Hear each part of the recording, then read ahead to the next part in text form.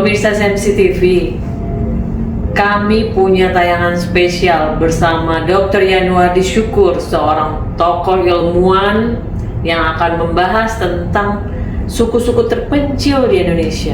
Ternyata masih ada loh suku yang terpencil di kepulauan Indonesia kita ini. Pengen tahu dan apa hubungannya dengan Hari Aksara Internasional atau kesadaran akan literasi? Mau tahu pentingnya? Mari kita simak. Saya Yanuardi Syukur, sehari-hari nulis buku, meneliti, termasuk juga mengajar di universitas ya. Dan saya senang untuk membangun jaringan, terutama jaringan internasional, yang dengan jaringan itu kita bisa manfaatkan untuk kolaborasi, dan ini nanti kita niatkan untuk memberi dampak bagi kemajuan Indonesia.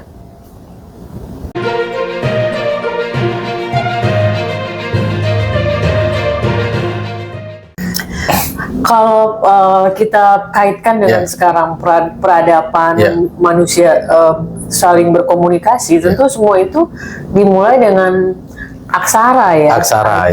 Dan yang sangat menarik kan kita akan menyambut Hari Aksara Internasional ya.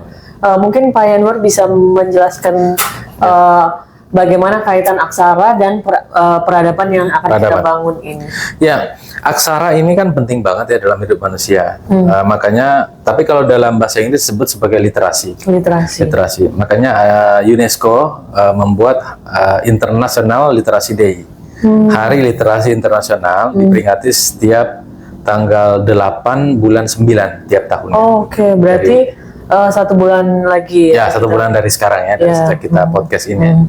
Nah, untuk di Indonesia, pemerintah kita menggunakan namanya HAI, Hari Aksara Internasional. Jadi literasi itu diterjemahkan dengan aksara. Kenapa? Pertama, karena kita punya komitmen yang kuat untuk memberantas buta huruf atau buta aksara di Indonesia. Iya, benar. Ya kan, pasca kita merdeka tahun 45. Tahun 45 kan kita banyak yang masih buta huruf kan di mana-mana. Tapi ya itulah luar biasa founding fathers kita ya. Mereka di masa sulit itu mereka bisa berjuang untuk membuat bangsa kita merdeka. Nah, di masa Bung Karno beliau sudah fokus pada pemberantasan buta aksara. Bung Karno, kemudian di masa Pak Harto dan sampai sekarang masih ada buta aksara di Indonesia, termasuk kalangan perempuan. Oh gitu. Apakah masih banyak? Kita jadi belum bisa mengatakan Indonesia 100% bebas dari buta aksara? Belum, karena masih banyak terutama mereka yang berada di remote area, terutama misalnya yang di hutan. Kan di Indonesia ini banyak sekali kawasan adat terpencil ya, kalau kita bisa sebutkan ya. Misalnya di Sumatera, ambil contoh di Sumatera, di Jambi ada komunitas yang namanya suku anak dalam. Mereka ini ada yang tinggal di dalam banget di hutan, ada juga yang tinggal agak di luar.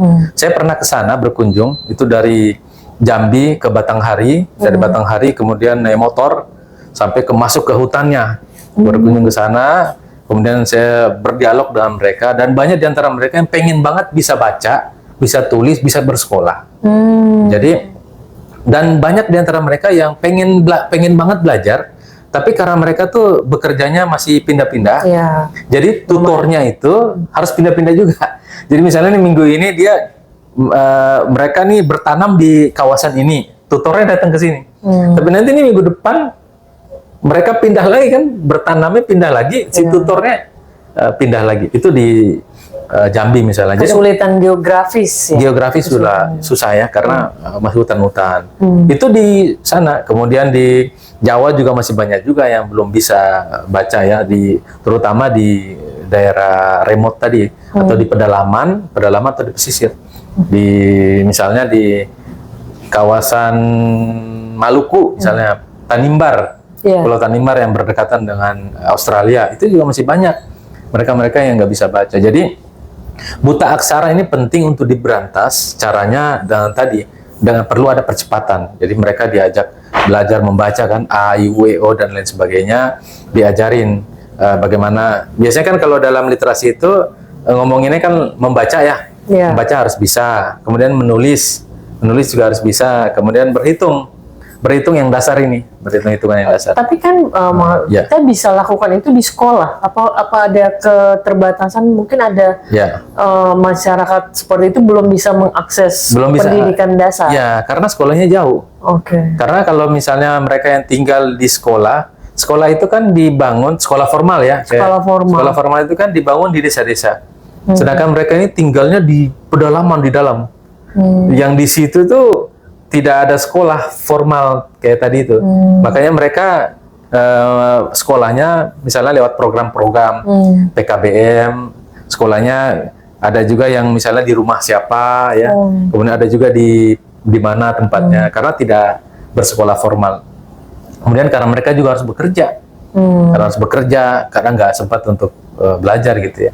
Nah, saya pernah dapat cerita dulu, itu ada di Sulawesi Selatan, di Bulukumba ya.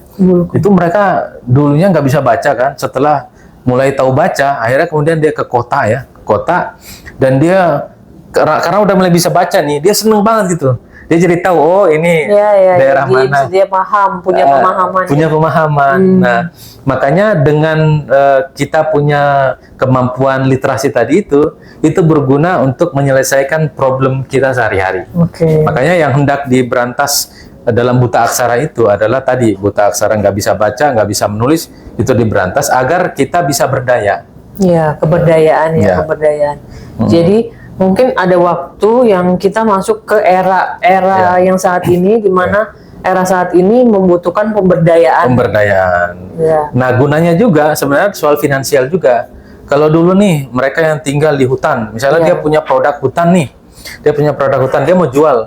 Sekarang kalau dia mau jual kan dia nggak tahu hitungannya nih, ini berapa kilo kelapa mungkin ya. Ya, kelapa atau selain kelapa lah, misalnya dia punya produk apa gitu ya. Dia mau jual nih, pokoknya dia ini harganya sekian. Tapi kan nggak tahu nih berapa kilo ini. Bisa aja dia lebih, bisa juga kurang. Tapi dengan dia tahu 1 kilo sebenarnya berapa rupiah, itu akan membantu ininya, pendapatannya, ekonominya gitu. Terima kasih SMC TV, terima kasih Pak Dr. Yanuar. Kita akan bertemu di tayangan berikutnya dalam kebersamaan yang indah.